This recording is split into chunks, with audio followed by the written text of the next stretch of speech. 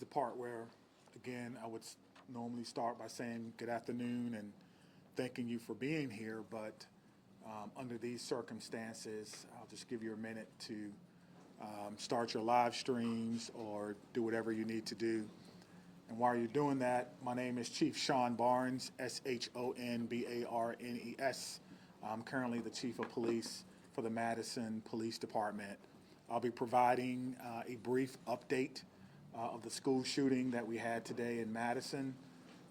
There is some information that we're not going to release because it's still an ever-evolving situation. You'll hear from some of our representatives from our city and from our county. And behind me are a lot of people who came together today to make sure that the day ended well and that everyone else was safe. So with that being said, I'll go ahead and start my remarks. Today truly is a sad day for Madison and for our country. It is a day that I believe will live in our collective minds for a very, very long time. Here are the details. Today at 10:57 a.m., our team was called to the Abundant Life Christian School in reference to an active shooter. We know that 3 people are dead, including the suspect shooter. We know that the suspect shooter was a teenage student who attended the school. At this time, we're not releasing the age or gender of the student or any other identifying remarks about the student. 2 other people have died. That died were a teacher and a teenage student. 6 other people were injured. 2 students are now in critical condition in the hospital, and these injuries are considered life-threatening injuries. 4 students are also at other area hospitals with non-life-threatening injuries. But these are just the physical injuries that we know about. We know that this was the middle of the day of a school day, and so there will be other injuries that we'll have to face for a very, very long time. And we're going to do everything we can as a community to heal those injuries as well. Many of you have asked me about the why of this. Why did this happen? What do we know? What was the motivation? I do not know. But I will tell you this, our detectives are working hard in the investigative process to find out as many answers as we can so that we can further prevent these things from happening, not only in this community, but in other communities around our country. I think we can all agree that enough is enough, and we have to come together to do everything we can to support our students, to prevent press conferences like these from happening again and again and again. The school building itself is clear. We have cleared the school. There's no other threats or danger to the community. We're in the process now of what we call reunification. And what that simply means is making sure that every student that was in the school is present and accounted for and returned to their loved ones. This usually takes a while, but we have practiced, unfortunately, and practice, and that's why we're able to reunify students with their parents within hours of a school shooting. The reunification is taking place at the Dean Clinic on Stoughton Road, and I certainly thank them for their help. Again, we need our public to find an alternate route. If that is your normal way home as we get closer to the end of the day, please be patient or find another route home.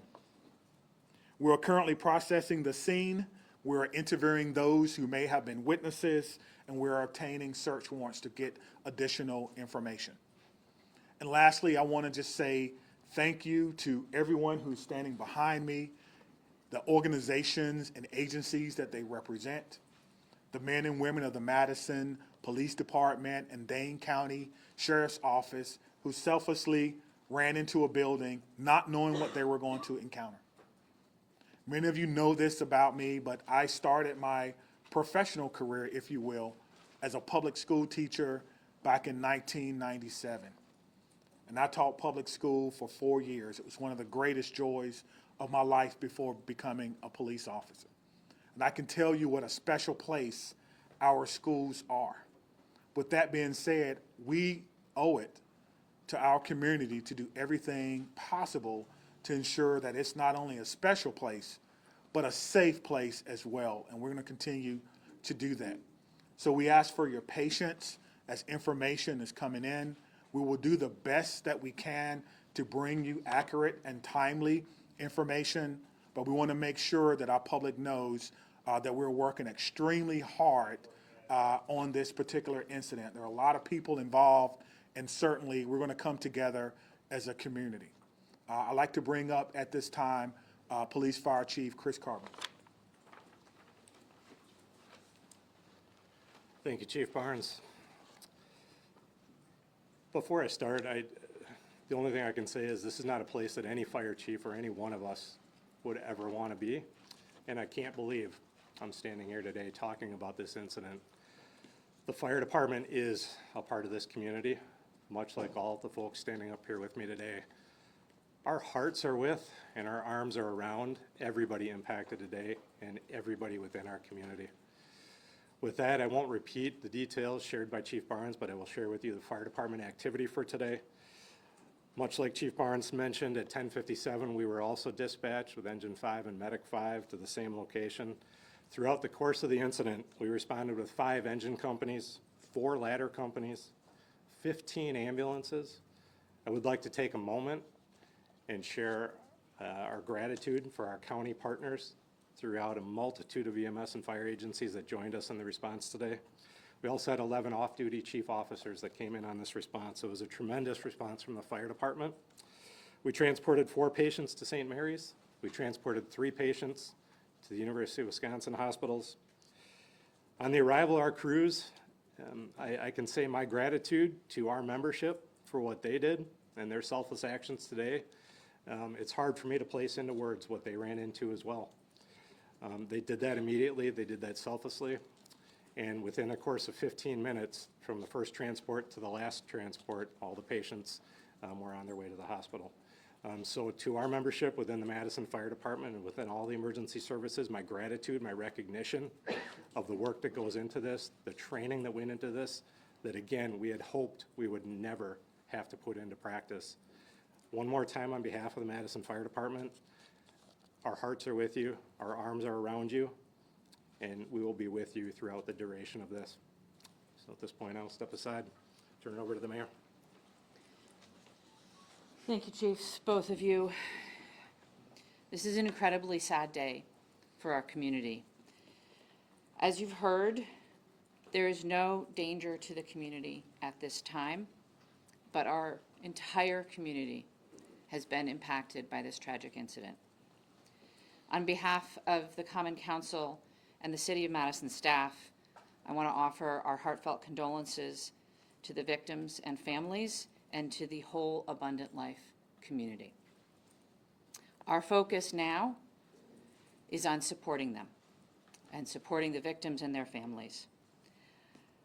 And we will continue to do that through the coming days and weeks. I also want to thank our first responders, the police, fire, the medical staff, for their quick action and their life-saving efforts. As you've heard already, this is a whole of government response. It is not just police and fire. It is not just City of Madison.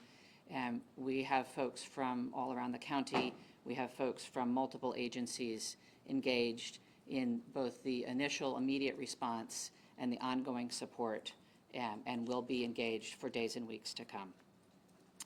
I also want to thank the White House and the governor and others in the federal government and state government for reaching out to offer their support and help. We will be drawing on resources as needed going forward. But the most important thing right now is to make sure that we are centering the victims and their families, and that we are doing whatever we can to support them and to help them heal, and to lift our entire community up through this difficult incident.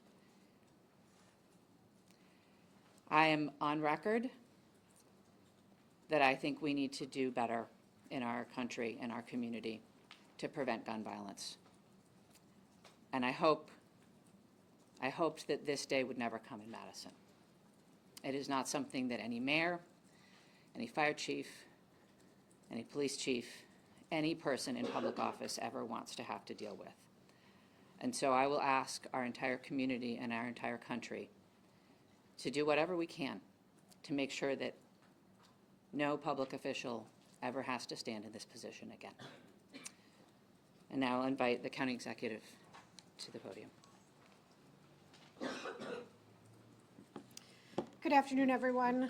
Today, our community is reeling from the heartbreaking and senseless tragedies at Abundant Life Christian School in Madison.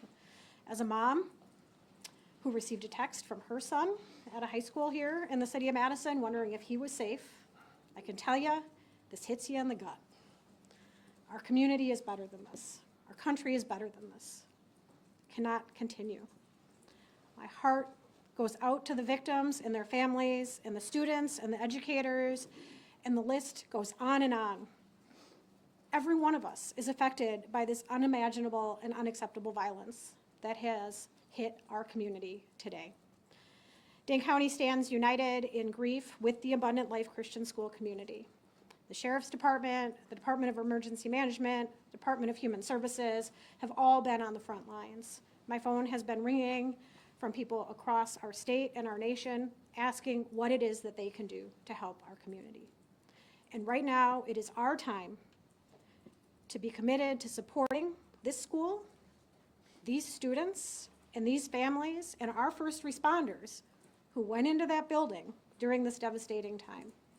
We must work closely with our law enforcement officers and first responders, mental health professionals, community leaders, and policymakers to ensure that we are taking care of one another. No community should ever have to endure such a tragedy. And my administration is going to do everything that it can to provide assistance to those who have experienced this devastating loss, and also do everything that we can to prevent such tragedy from occurring. To all of those that are grieving in our community, please know that you're not alone. Dane County stands with you.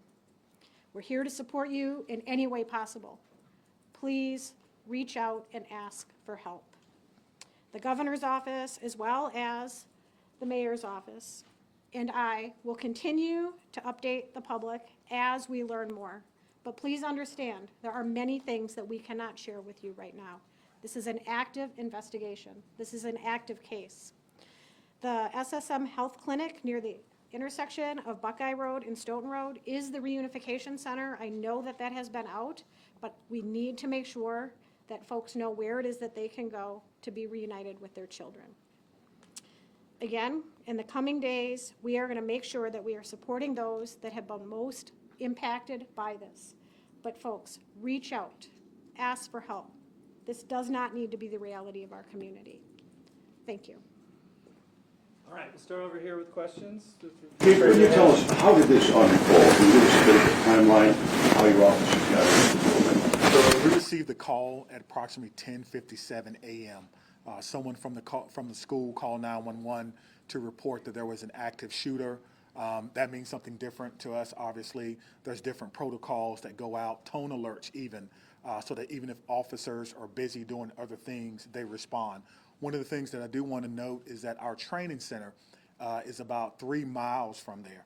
We have special event team medics, those that work with the fire department, responded to this particular scene from their training day. So what began as a training day became an actual day. And so that's how this call originally came in.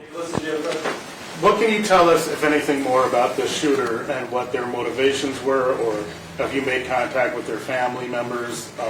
Anything updated on that? Sure. It's nothing new that I can tell you about the shooter at this time. Again, as difficult as today is, that's still someone's child that's gone. That's still someone that has to deal with what happened today. And so we want to make sure that we can ensure as much cooperation as we can. You asked me about why, as I stated before. I don't know why, and I felt like if we did know why, we could stop these things from happening. But what I will tell you is, as soon as we are done with the investigation, any information that we uncover that will not compromise the safety of anyone involved or compromise the confidentiality of any of these children that are involved, we'll tell you. I just ask for your patience. All right, over there. Sorry. Go right ahead. Chief, what kind of gun was used today?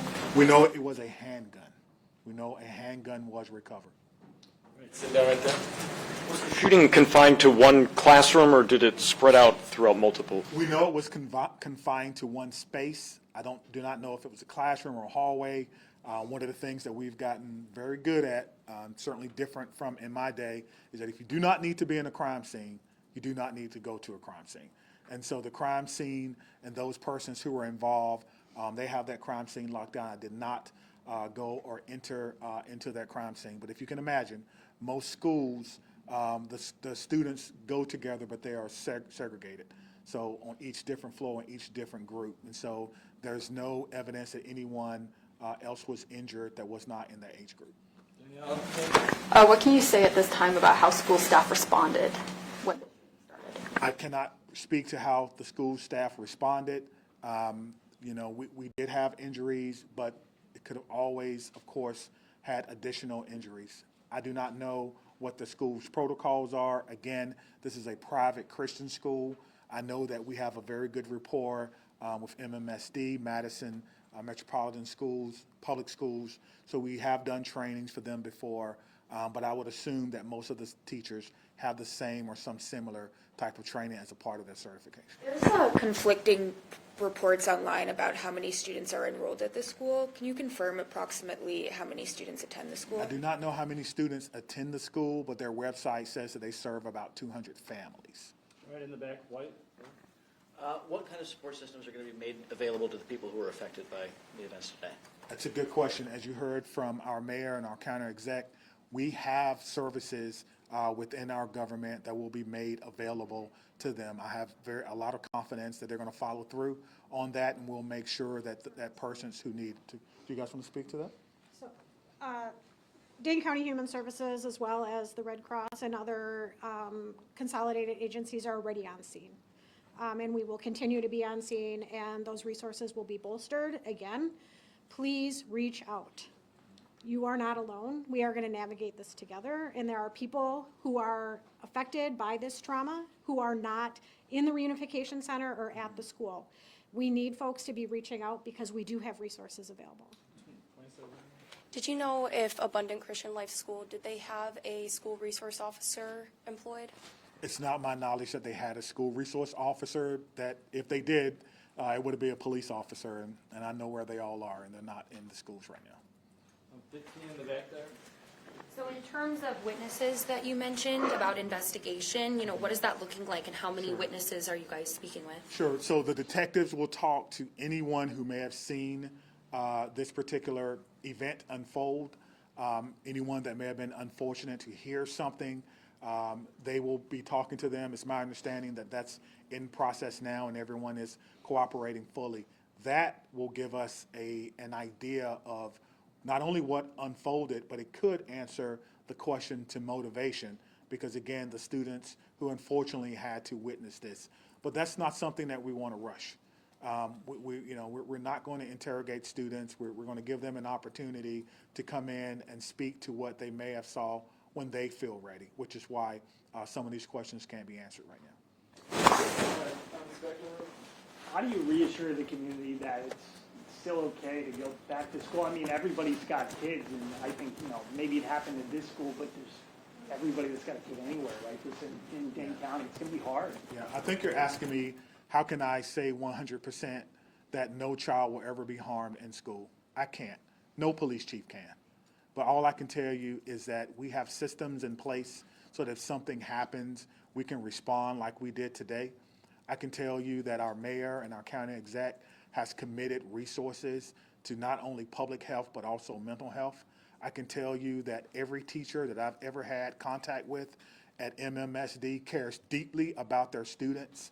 Every staff member, I talk to staff members all the time, who tell me things that are going on in the schools and want to do whatever they can, even if it's under anonymity, to let me know that they want to have a safe school. So my reassurance to the public is that if you see something, say something. If you know someone who may be going through a difficult time, please reach out to someone. And I think what I can do is make sure that our police department is transparent and open and honest and inviting for people to call and give information. I think MMSD does an excellent job of that, and the same thing can be said for any other private school. If you want to give information or you need someone to talk to, I can promise you we'll have someone there to get that information. Understanding that this is a private school you may not be as familiar with, what can you tell us about some of the physical measures that are in place at this school, whether it's metal detectors, secure entryway, cameras, et cetera? Yeah, that's a good question. I've never been in this school, unfortunately. I'm not aware that there were metal detectors in the school. That's something that we can certainly look at. Most schools have some form of surveillance or public space cameras, but that will be, of course, part of the investigation process. Scott? Can you clarify, you said 7 were injured, but 6 were hospitalized. Does that mean one's been treated or released? And secondly, is the shooter's family cooperating with the investigation? Yeah, so it's 2 questions, but let me try to handle the first one. So I'm trying to go back to my notes. So we do know that 1 person was pronounced at the scene, and so that may be the 7th person. But we can get you all that information just when we're done. I'll have my PIO give that to you so you can report it accurately. And what was your second question? Is the shooter's family cooperating? At this time, yes, So you have made contact with the shooter's family? we have. And what were the steps taken to do that? It's through the investigative process, okay? Lauren? Yeah. Is the shooter's home being searched? We've got some information that is ongoing. Yes, obviously, once we have identified, we have initiated a search, but we think that search is either ongoing now or that search may be concluded. Of course, it's about safety. That's the first thing, making sure that people are safe, and then we'll go from there. This has been, this has been an amazing day for everyone. And so if you have someone who is deceased, who may have been a shooter, you want to make sure that their family is okay. You don't know.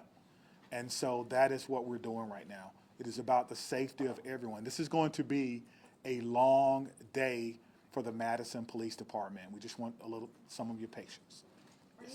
Had the school had any prior threats? And then just, jumping off of that, do you know if the shooter had any prior contact with law enforcement? We do not know that the shooter had any prior contact with law enforcement, but I did do a check of the school. There were some calls, but they were like 911 hang-ups, things of that nature. There was nothing that suggested that the school was a place that violence would occur.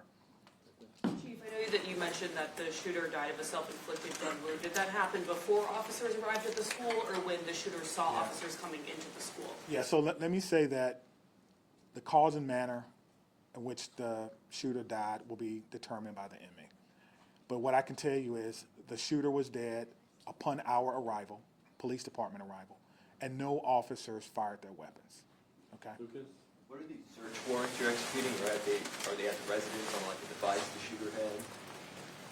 What do you, I'm sorry. The extent of the search warrants. Yeah, so the extent of the search warrant is to be able to go in a place that we don't have permission to be in and make sure that everyone is okay. And then if there's any evidence that we think we need to collect, we could only do that with the use of a search warrant.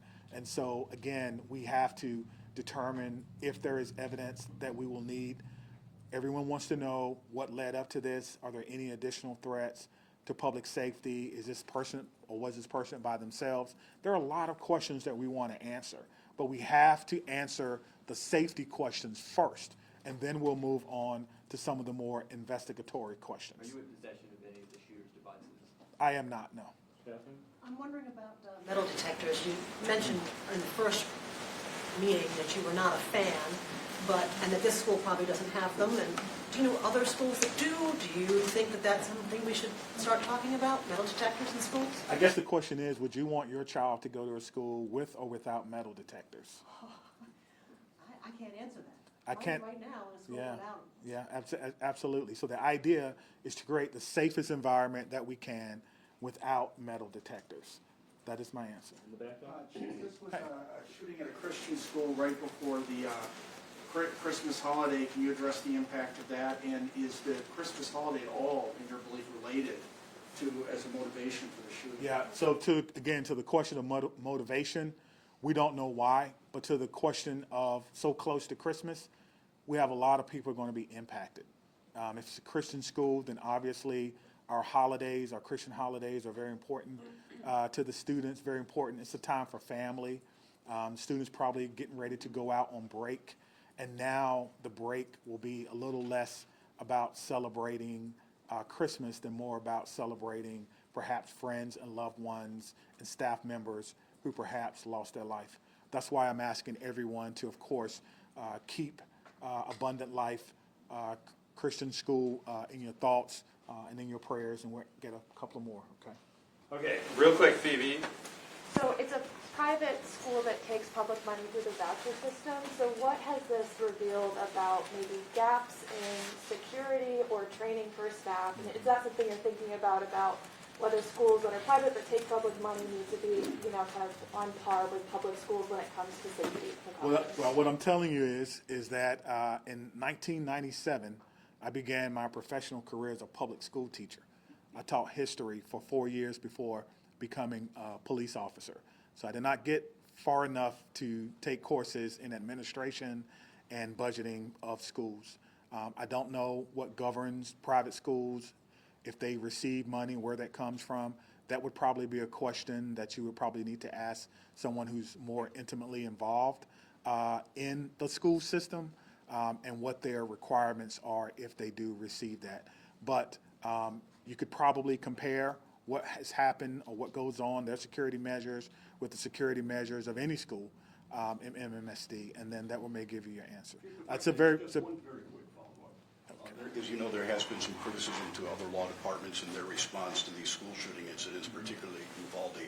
How did that inform your game plan today, and how quickly were your officers able to get into the school? What were they told to do? Sure.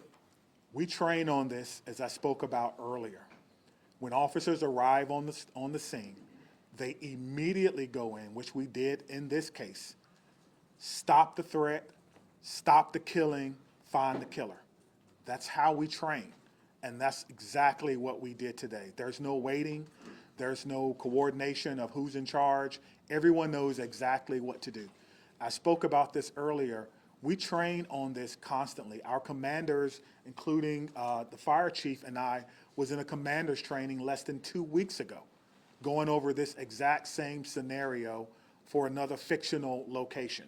And so all of that came into play today, and our officers performed extremely well based on their training and based on the expectations that they know exactly what to do. Stop the threat, stop the killing, find the threat. Right, people to follow up. Can we just do one more? How many straight answers? The current student. Well, hold on, right here. Thank you, all. Yeah. I think the questions have been asked, and we're straying a little far from what's most important at this point in time, and that is the victims and their families. I have 3 things to add. First of all, there is a lot that our community can and will do in the coming days to support the victims and their families, and we will have more information at future briefings. If anyone, and I would urge you all to include this in your stories, if anyone needs mental health support as a result of this incident and the coverage of it, I encourage them to reach out to 988 by phone or text and to get the mental health support that they need. It is incredibly important that we take care of our community in this very difficult time. We all have a role in preventing gun violence. Our entire community needs to be part of the solution here. There are many things that we can do, and we can have those conversations in coming days. But first and foremost, what needs to be the priority for all of us is supporting our young people. And that is where our community's attention needs to turn at this point in time. The police department, the fire department, the city, the county will share additional information about the investigation as it becomes available. But I urge you all to help our community find resources to support their mental health and to find resources to support the victims and families at this time. Thank you all. Where can people go to see your updates? What can you tell them to? It'll be at thecityofmadison.com. Me, Stephanie, and Cynthia will stick around and answer any other questions, but that's all. Let me say just before I go, because the mayor mentioned that this was a whole of government response. It certainly was, and there's so many people that we want to thank. We cannot thank everyone, but it's also a whole of law enforcement response. Even though we are in different agencies, we all have the same training. And so I want to thank our partners with the FBI who are here with me today, partners with the ATF, Dane County Emergency Management. Of course, we already talked about our fire department. We've got calls from the Attorney General of the United States, Wisconsin State Patrol, our governor's office, State Patrol, Monona, as well as our sheriff's office. I know I may have left someone out, but thank you for how you responded, professionally, quickly, and according to the way that we all trained, and it all came together to ensure that no other persons were hurt. Thank you.